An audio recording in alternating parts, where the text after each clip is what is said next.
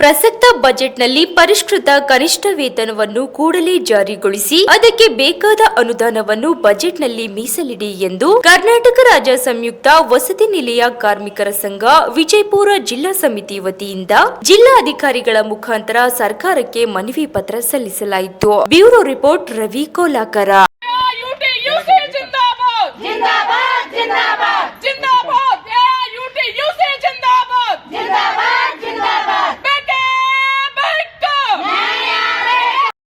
ವರ್ಷ ಆತ್ರಿ ಮಾಡಾಕತ್ತ 300 ರೂಪಾಯಿದಾಗ ಮಾಡಾಕತ್ತೇವ್.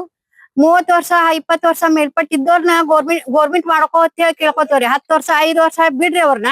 ಈಗ ರಿಟೈರ್ಡ್ ಆಗಿ ನಾವ್ ಶುಗರ್ ಬಂದ್ ನಾವ್ ನಿಗ್ರಾಕ್ ಕೂತೇವ್. ಇನ್ನು ರಿಟೈರ್ಡ್ ಆಗೋ ಗೋರ್ಮೆಂಟ್ ಮಾಡ್ಕೊಂಡ್ರ ನಾವೇನ್ ಮಾಡೋಣ್ರಿ?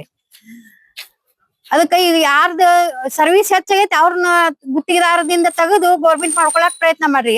ಈಗ ಬಂದವ್ರ 30-40 ಸಾವಿರ ರೂಪಾಯಿ ಪಗಾರ ತಗೋತಾರಿ. ನಾವ್ ತಗೊಳಕತ್ತೇವ್ರಿ. ಅವ್ರ ಜೋಡಿ ನಮ್ಗ್ ಒಬ್ಬಕ್ಕಿ ಪಗಾರದಾಗ ನಾವ್ 3 ಮಂದಿ ದುಡಿಯಾಕತ್ತೇವ್ರಿ. ಈಗ 11 ಸಾವಿರ ಕೊಡ್ತಾರಿ.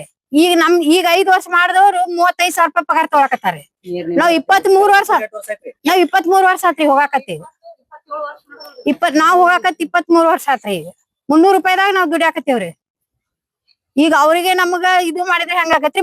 ಈಗ ಸರ್ವಿಸ್ ಆದವ್ರನ್ನ ತುಂಬ್ಕೊಂಡ್ರಿ ರಿಟೈರ್ಡ್ ಆಗೋ ಟೈಮ್ ಕರ ಇಷ್ಟು ಆತ ನಮ್ ಸಂಬಳ ನಮ್ ಗೋರ್ಮೆಂಟ್ ಆತನದವ್ರ ನಾವ್ ಮಾಡ್ಕೊಂಡ್ ಹೋಗ್ತೇವ್ರಿ. ಈಗ ಹಿಂದಿದ್ದವ್ರನ್ನ 5 ವರ್ಷ ಇದ್ದವ್ರನ್ನ 10 ವರ್ಷ ಇದ್ದವ್ರನ್ನ ಇಷ್ಟ್ರು ಪರ್ಮಿಟ್ ಮಾಡ್ಕೋತಂದ್ರ ಅಲ್ರಿ. ಅದು ಮುಂದಿದ್ದವ್ರದಾರ ಮಾಡ್ಕೊಂಡ್ ಹೋದ್ರ ನಡಿತೈತ್ರಿ. ನಮ್ಗತಿ ಅವ್ರದ್ದು ಸರ್ವಿಸ್ ಆತಂದ್ರ ತುಂಬ್ಕೊಳಲ್ರಿ, ಬ್ಯಾಡ ನಂಗಿಲ್ಲ. ರೇಣುಕಾ ರಮೇಶ್ ಎಂಬುದರಿ, ಕೋಲಾರ. ಸರ್, ಕಳೆದ 30-40 ವರ್ಷದಿಂದ ದುಡಿದವರು ಇಲ್ಲದಾರಿ, 20 ವರ್ಷದಿಂದ ದುಡಿದವ್ರ ಅದಾರಿ. ಸರ್ಕಾರಕ್ಕೆ ಇಲ್ಲಿರೋರ್ನೆ ಪರ್ಮನೆಂಟ್ ಮಾಡ್ಕೋರಿ.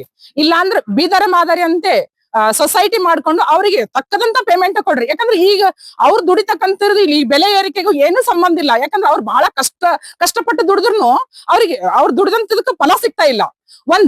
ಇನ್ನೊಂದ್ ಕಡೆ ನೋಡಿದ್ರೆ ಬೆಲೆ ಏರಿಕೆ ಗಗನಕ್ಕೆ ಏರೈತಿ. ಸೊ ಹಂಗಾಗಿ ಇವ್ರ ಜೀವನ ಬಹಳ ತತ್ತರಿಸಿ ಹೋಗೈತಿ. ಅದಕ್ಕೆ ನೋಡಿ ನೀವು ಈ ಬಜೆಟ್ ನಲ್ಲಿ ಕಳೆದ 3 ಬಾರಿ ಮೀಟಿಂಗ್ ಆಯ್ತು. ಆದ್ರೂ ಅದು ಏನು ಎಂತ ಅಂತ ನಮ್ಗೆ ತಿಳಿತಾ ಇಲ್ಲ.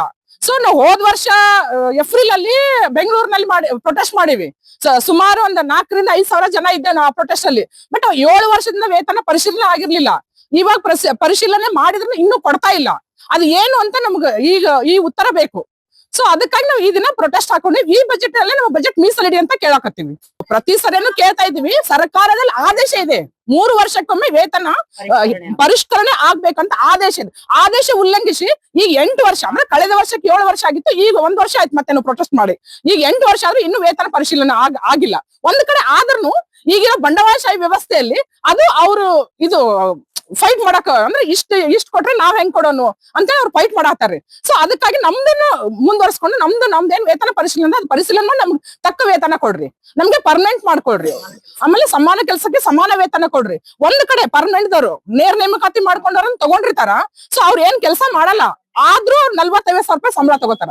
ಇವರು ಚಂದನ 6 ಗಂಟೆಗೆ ಹೋಗಿ ರಾತ್ರಿ 6 ಗಂಟೆ ತನ ಸಂಜೆ 6 ಗಂಟೆ ತನ ದುಡಿದ್ರು ಇವ್ರಿಗೆ ಅದೇ 10 ಸಾವಿರ 11 ಸಾವಿರ 12 ಸಾವಿರ ಪುಡಿಗಾಸಲ್ಲಿ ದುಡಿಸ್ಕೊತಾ ಇದಾರೆ. ಇದು ಸರ್ಕಾರಕ್ಕೆ ನಾವು ಕೇಳ್ಕೊಳ್ಳೋದು ಇಷ್ಟೇ.